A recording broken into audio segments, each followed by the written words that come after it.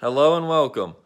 Right now, the NFL playoffs are in full swing. I've got the AFC divisional matchups right behind me, but I'm already excited for fantasy season of 2019. So we're going to jump right into things with the top 12 of each position. We're going to start today off with quarterbacks.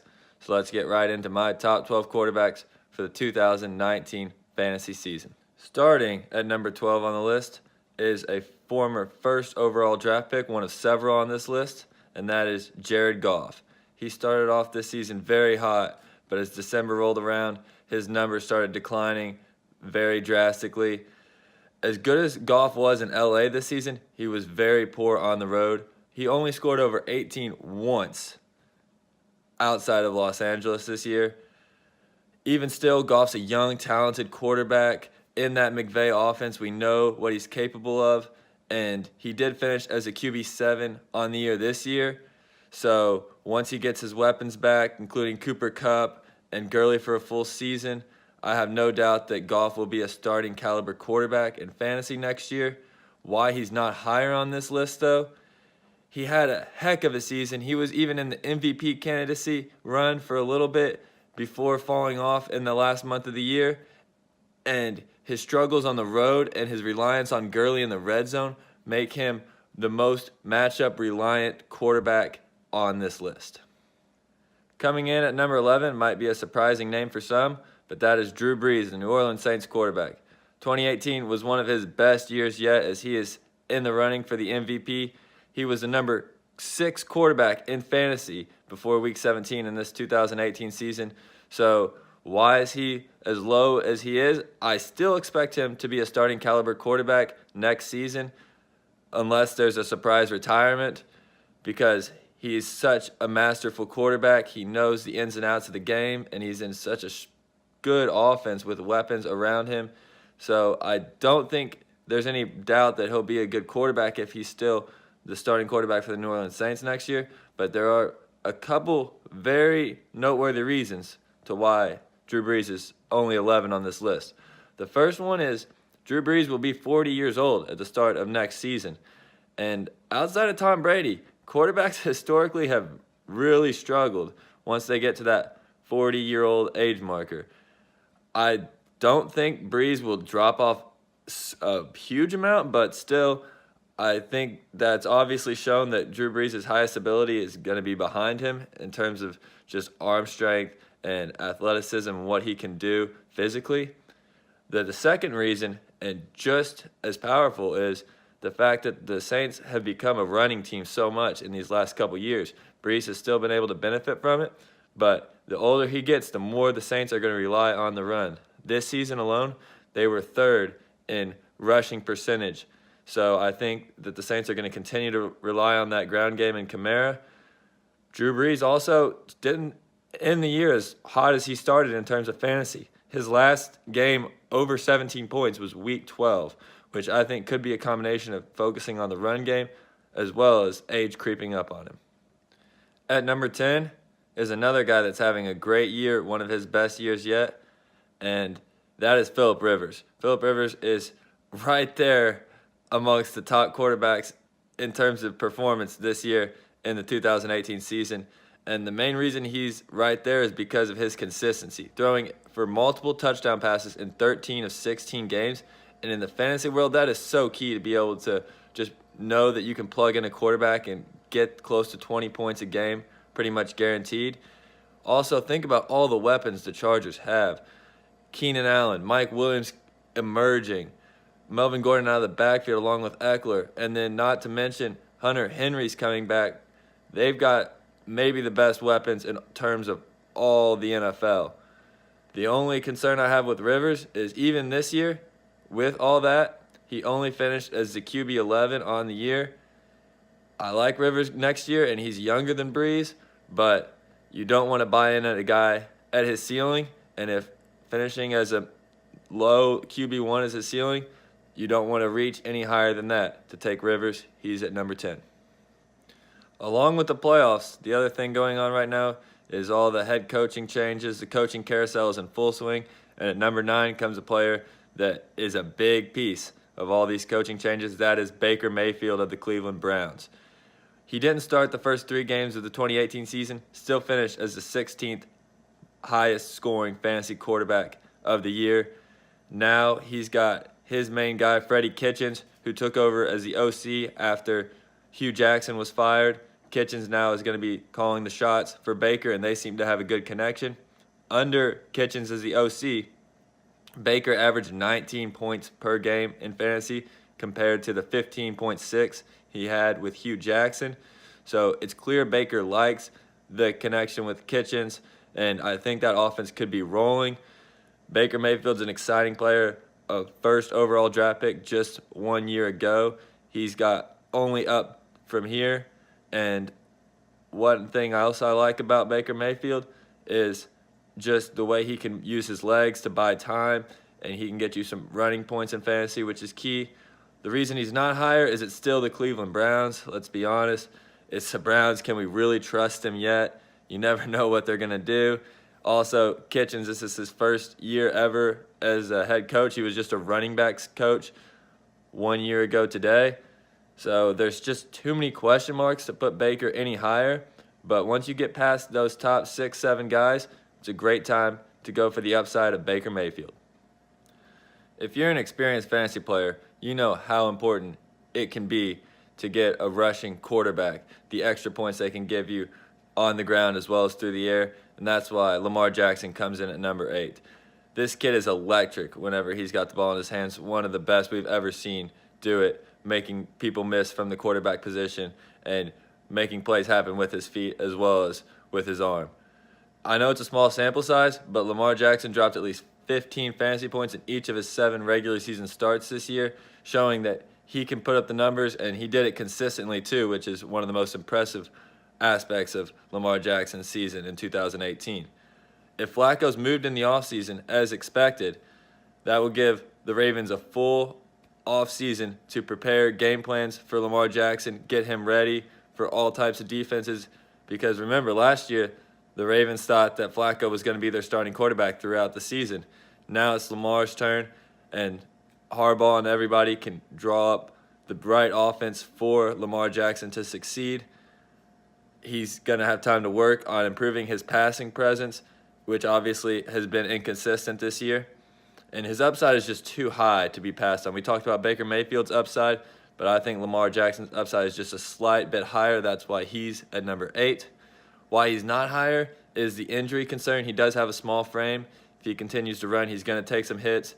I'd be not surprised at all if he gets dinged up and has to miss a game or two here and there next season. And the sample size is concerning. He only does have 7 career starts to his name. Once defenses get more tape, as we saw in the postseason with the Chargers, they might be able to game plan to slow Lamar Jackson down. Even still, if he's the 7th or 8th quarterback coming off the board, it's not that much draft capital. It's probably mid to late fantasy round draft pick to get Lamar Jackson. You can either take a second quarterback as insurance or just be watching the waiver wire to see if you need to make a move if Lamar Jackson does get dinged up or falls to inconsistencies. But his upside at that point in the draft would be too high for me to pass on. I have Lamar at 8. At number 7 is one of my favorite quarterbacks, a guy I seem to end up with on my team every single year, and that's Russell Wilson. This Russell Wilson of 2018 looked a lot different than the 2017 Russell Wilson, though, where in 2017 he was making plays left and right, doing everything. The double spin move pass to Doug Baldwin, everyone remembers. He scored every single one but one of his team's offensive touchdowns last year. This year was totally different. The Seahawks morphed into a power run game, and they were the only team in the NFL to rush it more than they threw it in 2018, which led Wilson to just not have the amount of opportunities to make plays that you need in fantasy most of the time. Even still, Russell Wilson is just so efficient. He had the second highest touchdown percentage in the league. Only Mahomes was better. Wilson's been a reliable starting fantasy quarterback since he took over the Seahawks job in 2012. I have no reason to think he won't be again next year. The only reason he's not higher than 7 is just because of that run game. We saw it all season. That's what got the Seahawks to the playoffs, was their reliance on the run game and then letting Wilson make plays on third down. It caught up to them against Dallas in the playoffs, where the run game just didn't work. I still, though, think they're going to be a heavy run team next year. that's what got into the playoffs, even though it didn't work once they got there. So the sheer volume that Russell Wilson is going to get is just not going to be nearly as much as a lot of these other quarterbacks. That's why Russell Wilson can only come in at 7. At number 6 for next season's fantasy quarterback rankings is a guy that finished quietly as the QB2 on the season, and that is Matty Ice. He was near the top of the league in passing yards and rarely turned the ball over, leading to a very successful fantasy campaign in 2018. And this sort of performance isn't new to Matt Ryan. He was the QB2 just a couple seasons ago in 2016 as well. One of the reasons I feel like Matt Ryan can have the same level of success or close to it next year is the emergence of Calvin Ridley. Ridley was the Falcons' first round draft pick, I should say, last season, and he has taken away a lot of pressure from Julio Jones. Julio still goes up and down the field, but whenever they get in the red zone, Ridley is a reliable option that can help the Falcons convert on more touchdowns instead of field goals, and those are also big-time points in fantasy for Matt Ryan. So I really like Matt Ryan's ability with Ridley on one side, Julio on the other, to have another great year in 2019. Now the reason why Matt Ryan isn't as high as number QB2 or whatnot is just because the stark difference between the 2016 season and this season is, well, in 2016, the Falcons made the Super Bowl, and this year, they were out of the playoff race by midseason. I don't suspect that to be the case again next year.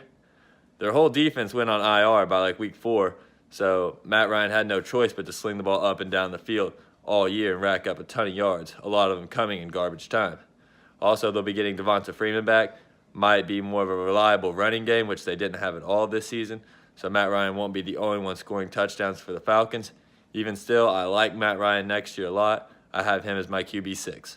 Coming in at number 5, this guy was the most difficult to place on the whole entire list, but I have Cam Newton for the Carolina Panthers at number 5 on my quarterback list for next season.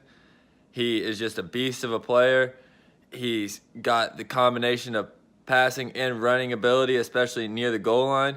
He's finished as a QB1 before. He was a QB2 in 2017. He was number QB5 this year before not finishing out the season once the Panthers were out of the playoff hunt.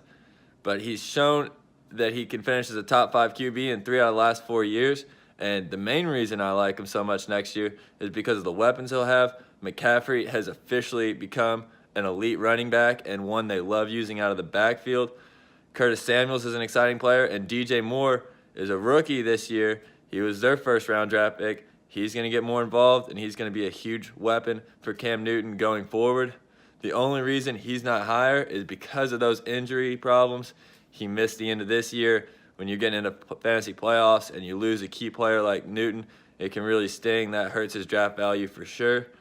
But the only other thing I could see why I have Newton behind these next couple players at the elite category in fantasy quarterbacks is because McCaffrey did vulture a bunch of goal line touchdowns. And that's weird to say that a running back's vulturing touchdowns, but Cam Newton has been the Panthers' goal line back since he came to the league. This year wasn't so much the case. McCaffrey got a lot of those short yardage plays and was able to capitalize on them. Then that's Newton's bread and butter as a rusher, is those touchdowns near the goal line. Even still, I really like Newton next year. He's my QB5. Coming in at number 4 is a guy that went first or second amongst all quarterbacks in pretty much every draft I was a part of last year, and that was Deshaun Watson. I kind of had a feeling regression was coming after that torrid pace he got out to his rookie year before suffering an ACL injury, but he still finished as a QB4 on the year. Kind of surprised me that he was that high. He's a great player. He's still improving, and he actually was 4th in rushing yards amongst all quarterbacks, but only had 2 rushing touchdowns before the last 3 games of the season. That was on par with Case Keenum, Ryan Fitzpatrick, and Tom Brady.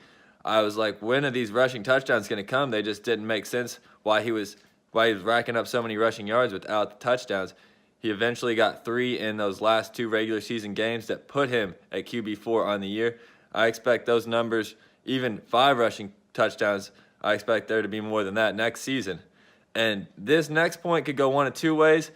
The Houston Texans had the worst tackles in the league. Maybe the worst tackle was their left tackle, and the second worst tackle was their right tackle. They were terrible. Watson had no time, was always getting sacked and rushed out of the pocket. So hopefully the Texans make it a point to protect their franchise quarterback and get him some protection. That'll buy him more time, be able to get the ball out and make more plays in the passing game down the field. If they don't, though, Watson could be in trouble. I'm surprised he lasted as long as he did this year with just the amount of hits he was taking. But the Texans have to know what the right move is here and get him some tackles going forward. I think he's going to be a great play. The only reason he's not higher than these last three guys is just because I've seen them do it longer or do it just at an even more incredible pace than Watson. That's not a knock against him. I'll just take the consistency or the more upside in terms of the one other player. I've got Watson at 4. At number 3 is a guy that's always close to the top of these lists, and that's Aaron Rodgers. There's no doubt Aaron Rodgers struggled this year. The Packers' offense as a whole was not very good. Rodgers still finishes the 6th highest quarterback on the season. His passing touchdowns, though, were way down, and that's the reason he was only quarterback 6. Over the last 5 seasons, while Rodgers has played at least 15 games, his fewest passing touchdowns was 31. This year, he played in all 16 games and only threw for 25 touchdowns. That's just the kind of inefficiency that made major changes come in Green Bay. Now they got a new offensive scheme coming with Matt LaFleur. The hope and, frankly, the expectation in Green Bay is that this offense is going to get right back on track. I would still pick Rodgers with confidence as a top 3 fantasy quarterback next season. The only reason he's not above these last 2 guys is he does have 2 disappointing seasons in a row. He's taken some beatings. He's got some different injuries over the last couple years. And he's still in his prime, but at age 35, he's creeping up on the outside of that. I like Rodgers a lot, as I always do. But these other 2 guys I just have a little bit higher. At number 2, we got one of the guys from these helmets back here, and that is Andrew Luck. He was the QB5 on the season this year. He started out slow. He was still recovering from that shoulder injury. He was under 20 points in each of his first 3 games of the year. After he got rolling and got fully healthy, he only was under 20 points in 2 of the remaining games of the season. He really turned it on from there, and that's when the Colts went on that winning streak. The biggest factor for Luck being at number 2 is his consistency. He's finished as a top 5 quarterback 3 times prior to this year. Now this is his 4th year as a top 5 quarterback, and still what is a brief stint in the NFL. And he's got a chance to have even more weapons next year. The Colts have a ton of cap space. He's got T.Y. Hilton, and T.Y. Hilton's always big time for Luck. He turned Ebron from a bust into an elite tight end. So just imagine what he could do with some real weapons. There's a chance they could be bringing some guys into Indy next season. I like Luck a lot. If he can get any more weapons, I already have him at number 2. I don't think he's going to go to number 1, but he could make a push for it depending on what the Colts do in the offseason. The only reason he's not number 1, though, is because the guy at number 1 has done things that Andrew Luck has never done in his career, and he did them in his first season. His first season as a starter, at least, and that's Patrick Mahomes. He's my quarterback 1 for the 2019 season. This season, I mean, what can you not say about the kid? He was 2nd in passing yards in the NFL, 1st in passing touchdowns. His lowest fantasy output of the year was 16 points. That's an average week for most quarterbacks. He had more than 60 fantasy points than the next quarterback on the year. Now, you might hear some things for some naysayers over the offseason about comparing him to Watson of last year. Those comparisons, frankly, I don't even think they're relevant. Watson didn't have the numbers Mahomes had, and Mahomes did it for a course of 16 games instead of 7. I think Mahomes is the surefire first quarterback off the board in every format. Even if you're worried about some regression, he's got Andy Reid as his coach. He's got Tyreek Hill and Travis Kelce to throw the ball to. There's no doubt Mahomes is going to finish at least a mid-tier quarterback 1 next year. I expect him to finish as the number 1 overall quarterback again next year. He's too good. He's only his first year as a starter. I can't wait to see what he's got going forward. So there you have it. That's my top 12 fantasy quarterbacks for the 2019 season. At least at this point, we've got a whole offseason, draft, free agency to get to. Could shake up the rankings a lot, but if I had to draft my team for next season right now, that's the order I would like those quarterbacks in. Let me know who I left off the list, who's too high, who's too low. And stay tuned for running backs. That top 12 ranking list will be coming out soon.